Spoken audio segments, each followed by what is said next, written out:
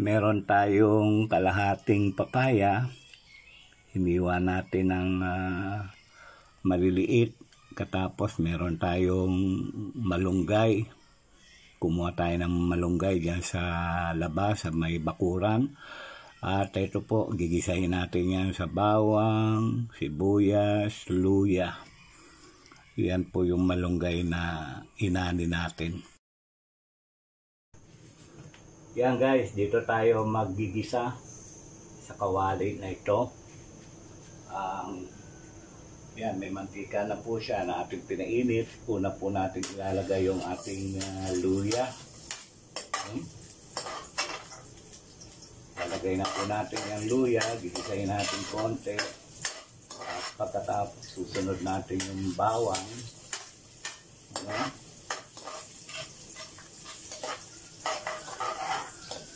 Yan.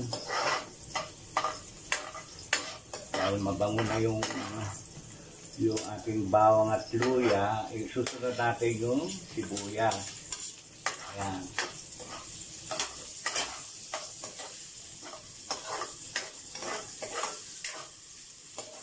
Pagkatapos ng sibuyas, bawang, nagisa na natin kasama yung luya.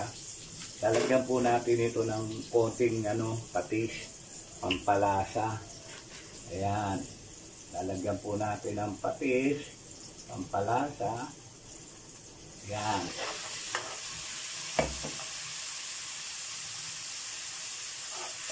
Wow, ang bango. Ayan. Ang bango naman ang ginigisa natin. Matapos mawala yung amoy ng patis, ay meron po tayong hinimay na manok. Yung pritong manok na natira kahapon, ay ito po yung ating isasahog. Ayan. Igisama na po natin yan sa ating paggigisa. At pagkatapos ng magisa yan, yan po, matapos magisa, ay ilalagay na po natin yung ating papaya. Dami itong papayang ito, isang buo ito, pero ngayon kalahati na lang kasi yung kalahati ginamit nung Monday para doon sa aming niluto na tinola. Ngayon,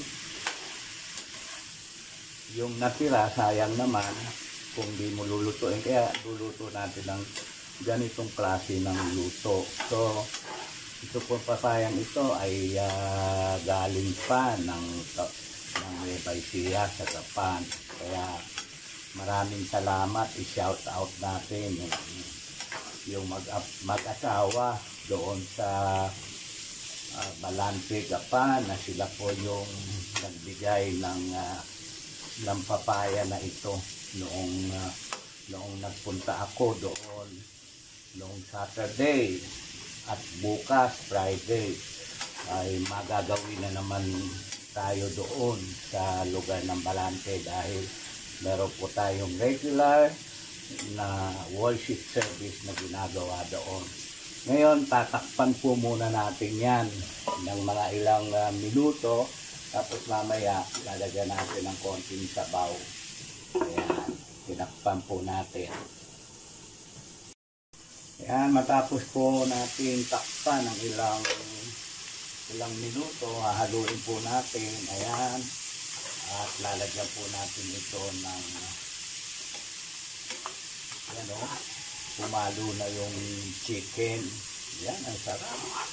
Nagmantika siya dahil yung chicken nasa ilalim. Ngayon, lalagyan po natin ito ng sabaw. Sasabawan po natin. Ayan, sasabawan natin. Para po, konti lang sasabaw natin para masarap, malasang kainin. Pagka po maraming sabaw, hindi po masarap, magmumukhang tinola. Ayan, meron po tayong nilagay na sabaw at papakuluan po natin yan hanggang sa lumambot yung ating papaya. Magdagdag pa tayo ng konting tubig sa ating sabaw at Ayan, tatakpan po natin yan. Papakuluin hanggang sa lumambot yung papaya. Alam nyo, naalala ko yung lola ko. Ang lola ko, pag nagluluto nito, yung papaya malambot na halos matudurog na. Pero gagayahin natin yun. Hindi naman yung katulad noon na sobrang lambot. Gagayahin lang natin na malambot, kaya medyo matagal natin itong pakukuluan. Takpan po muna ulit natin at balikan natin mamaya.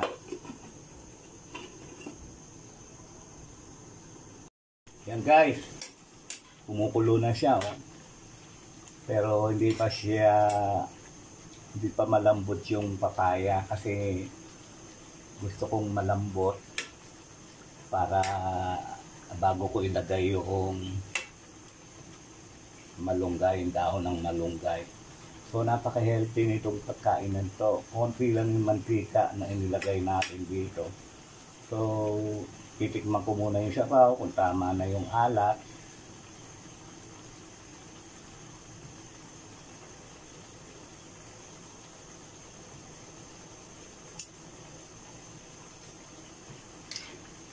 Ayan. Matabang. Kailangan ay dagdagan ko ng patis. Hindi po kasi kami gumagamit ng betchin every time na nagluluto kami. Hindi kami gumagamit ng betchin. Kaya ito, dagdagan ko ng patis para lumasa. Tsaka patis po ang ginagamit namin pag pangtimpla. Yan po, antayin po natin na lumambot. Dahil ito pong papaya ay bigay lang, hindi po natin binili sa araw na ito, itong niluto natin. Hindi naman din tayo bumili ng manok na pinansahog dahil ito ay leftover lang kagabi. At yung meron naman tayo dyang bawang, meron tayong sibuyas, meron tayong luya. So sa madalit sabi, wala po tayong binili sa araw na ito para lang maluto itong ulam. Actually, hindi naman to ang pinakaulam, pandagdag lang kasi sayang naman yung papaya kung mabubulok lang sa loob ng refrigerator. So, shout out sa mga manunood. Tandaan nyo, hindi po ako chef, hindi po ako kusinero. I'm just trying my best to cook. Puro ano lang yan, puro trying lang. So, siguro, dahil malambot na yung ating papaya, ilalagay ko na yung panghuli, itong ating dahon ng malunggay. Hinimay na natin yan at saka natin hinugasang mabuti. Ngayon, konting kulo lang. Pag ito ay nalanta, ay luto na ang ating ginisang papaya with malunggay leaves. Ayan po, maraming pong salamat sa inyong panunood at maraming salamat din sa inyong comment. Sa inyong comment na iiwanan dyan sa ibaba. At pag napansin po namin yung comment nyo, marami po na magre-rest back. Marami pong magre-rest back. Maraming magpapalo back sa inyo. Bye-bye. Maraming salamat. Enjoy our meal.